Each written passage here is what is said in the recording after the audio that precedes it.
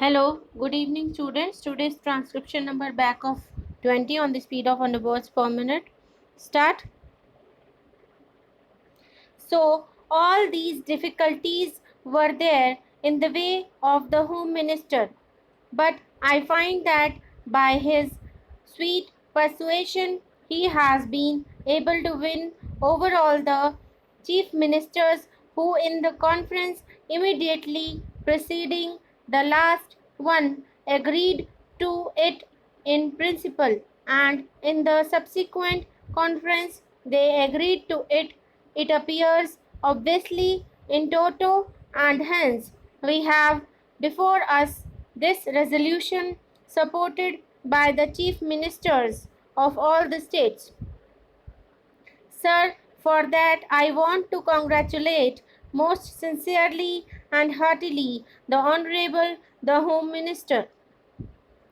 Now, sir, so far as the merits of this resolution are concerned, I do not think it is necessary for me to elaborate on them because during the last 4 years or so, ever since the publication of the report of the States Reorganization Commission, many eminent men all over the country, eminent administrators and persons who had experience of administration, including the retired comptroller and auditor general, were of the opinion that more all India services should be created.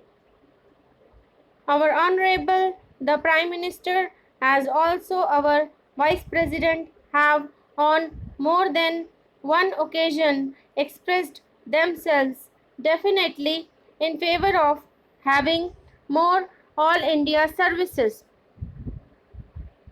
Last year, sir, about the month of October, when addressing the Indian Police Service officers when they were going out after having had their training for a year, he expressly said that if national integration was to be maintained, it was necessary to have more All India services. That being so, I think there is not much need for us to emphasize the necessity and the utility for having more All India services. Sir, in the interest of efficiency and also in the interest of integrity, it is absolutely necessary that we should have these three All India services as also some others.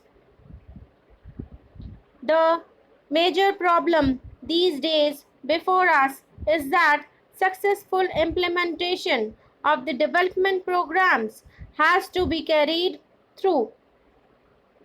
It is not enough that we should have big schemes. It is not enough that we should allocate large sums for the implementation of these schemes. But it is necessary that we should have competent personnel to effectively implement our schemes so that in a short time we may be able to carry forward our country to economy prosperity all round. In the past, during the pre-independence period, we had quite a number of all India services, but then when we framed our constitution, we dispensed with the others, retaining only two. It appears to me that necessity has now arisen for reorganization of the All India services and to have more All India services.